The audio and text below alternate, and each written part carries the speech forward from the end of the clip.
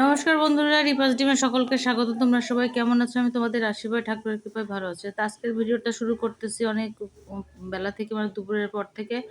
তো কেমন আছো তোমরা সবাই? চলে আসলাম কিন্তু আবার একটি ভিডিও নিয়ে, তো আমাদের মাঝে গল্প করার জন্য। তো এই বসে থাকতে থাকতে দেখো ননদেরা চলে আসছে, ওদের আসার কথা বিকেলে। তো গল্প করতেছিলাম, তারপর আর কি ওরা চলে আসলো সবাই। মানে ননদ আসছে, তারপরে একটা ছোট ননদা জামাই আসছে, আর ভাগনা আসছে, একটা আসছে, একটা ছোট বাবু রেখে আসছে। তো যাই হোক সবাই মিলে খাওয়া দাওয়া করে ওর আসার সময় পুরো নিয়ে আসছিল, আর বাড়ির আম ছিল, বিস্কিট টিস্কিট এসব দিলাম আর কি, চা দিয়ে আর কি মোটামুটি খাওয়া দাওয়া চলতেছিল। আর আমার আমি ভিডিও করতেছি, রান্নাবাড়ি করি নাই সেই ভিডিওটা বলছি। আজকে আসলে টোটালি রান্নাবাড়ি ছাড়াই দিনটা পার করলাম আমরা। আর কারণ আগের দিন রাতে রান্না করেছিলাম, ওগুলোই যা ছিল সেগুলোই খাওয়া দাওয়া করবো। এখন দেখো ওরা চলে যাচ্ছে রাত্রিবেলা। এখন বাজে 8টা, সাড়ে 8টায়। তো এই সময় চলে গেল। ওরা আসছিল আসলে মেনলি বাসা দেখতে আসছিল। তো উপরে আমাদের এই যেহেতু আমরা 3 তলায় থাকি, ওরা 5 তলায় একটা বিল্ডিং দেখেছে, পছন্দ মোটামুটি হয়েছে। এখন দেখা যাক যদি হয় তাহলে ওরা আসবে সবাই, সেই কারণেই দেখতে আসছিল। ওরাও বাসা চেঞ্জ করবে। তো যাই হোক ওরা এখন চলে যাচ্ছে, আমিও একটু বাইরে যাব, কারণ একটু গুরু বাড়িতে যেতে হবে। তো সেই কারণে বলতেছে তাহলে একসঙ্গে রেডি হয়নি, আর বিদায় দিয়ে দিচ্ছি, তাহলে একটু ওয়েট করো, তারপরে আমরা যাবো। পরীক্ষার উপরে এখন এই যে টাটা কিন্তু দিয়ে দিল। ওরা 10টা থেকে পরীক্ষা পরীক্ষা দিয়ে তারপরে যাবো। আর এই যে 12টার সময় হচ্ছে এ তো সব সময় বীর হনুমান অল টাইম ক্যামেরার সামনে থাকেই।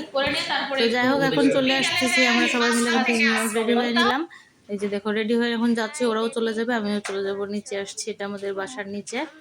তো কথা আর কি বলতেছিলাম, বিভিন্ন কথাবার্তা বলতেছিলাম, যেহেতু ওরা আমি বলতেছিলাম যে আসার জন্য, যে এখানে আসলে বেশ ভালোই হবে, আর ওদেরও ভালো লাগবে।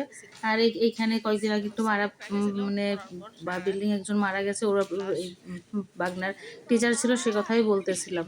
আর সেটা নিয়ে হাসাহাসি করতেছিলাম। যাই হোক ওরা চলে গেল, টাটা করে বিদায় দিয়ে দিলাম। দেওয়ার পরে যে চলে আসলাম কিন্তু গুরুর বাড়িতে এসে কিছুক্ষণ অপেক্ষা করছিলাম। বুঝে দেখো পিছে পিছে আসতেছে তোমাদের দাদা। আর সামনে এই জায়গাটা, বাসায় আসার সময় গুরু বাবা বাড়িতে আসার সময় এই জায়গাটা এত কাদা, আর মানে যাতা অবস্থা। তো যাই হোক ওখানে কিছুক্ষণ কথাবার্তা বলে প্রণাম করে খেয়ে চলে আসলাম। এই যে দেখো আসার সময় কিছু বাজার করে নিয়ে আসলাম। বাজার বলতে রাতের খাবার একটু নিয়ে আসছি, আর এই যে ডিম নিয়ে আসছি, বাসায় একদমই ডিম ছিল না, তো সেই ডিমও নিয়ে আসলাম। নিয়ে এসে তারপরে আর কি খাবার নিয়ে আসছি, পরোটা নিয়ে আসছি, আর তরকারি নিয়ে আসছি, আর ইচ্ছাও নাই। তো যাই হোক এই তো ব্যাপার। তো যাই হোক আমি চলে আসলাম, তারপরে একটু ফ্রেশ ট্রেশ হয়ে নিব। আজকে অনেকবার স্নান করা পড়ছে, 2-3 বার স্নান করছে। আর এই যে দেখো আমতেও করছি।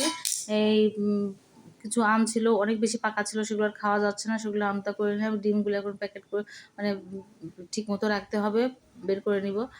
তো ডিমগুলো গোছায় নিলাম, নেওয়ার পর যে দেখতে পাচ্ছ ডিমগুলো গোছালাম, 20টা ডিম নিয়েছি। তো সেই ডিমগুলো এখন সুন্দর করে মানে রেখে ফ্রিজে রেখে খাবারটা বের করে দিলাম, আর চলে গেলাম আবার স্নান করতে, কারণ এত গরম লাগতেছিল। সন্ধ্যায় করেছি, তার আগে করেছি, একটু বাজারে গেছিলাম তখন করেছি, এই যে আসলাম এখন আবার করেছি। মানে 3-4 বার স্নানের উপরেই রয়েছে, এরকম একটা পরিস্থিতি। সরি 3 বার না, 2 বার করেছি, রাত্রেবেলা পর ঘুমানোর আগে আবার করেছি। দেখো এই তো দেখতে পাচ্ছ খাবার, এটা হচ্ছে রাত্রে খাবার নিয়ে আসা হয়েছে। পরোটা, তেল ছাড়া পরোটা 2-4টা নিয়েছি, আর এমনি তেলযুক্ত পরোটা 2টা নিয়েছি, আর এই যে তরকারি। তো যাই হোক খাওয়া দাওয়া কমপ্লিট করা হয়ে গেল, ওরা সবাই শুয়ে পড়ছে। এখন আমি ওই যে ডাইনিংয়ের টুকটাক হালকা পাতলা রান্নাঘরে কিছু কাজ টাজ আছে, সেই কাজ টাজ কমপ্লিট করবো আর কি।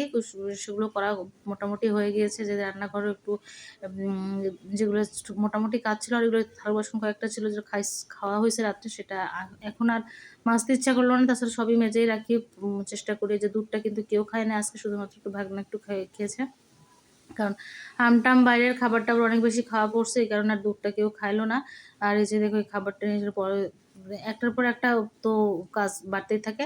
তো আর দেখতে পাচ্ছ যখন আমরা বাসাটা চেঞ্জ করি, তখন কিন্তু এই কয়লাটা আমার ভেঙে গেছে। এই কয়লাটা মানে অনেক ভালো কাজ করতো, দেখতে কেমন যেন হয়ে গেছে, কিন্তু তারপরে কড়াইটা কিন্তু খুবই ভালো, ভাজার যে তরকারিটা মানে রান্নাবাড়ি কোনো কিছু লেগে যায় না, বেশ সুন্দর, বেশ ভালোই কড়াইটা ছিল।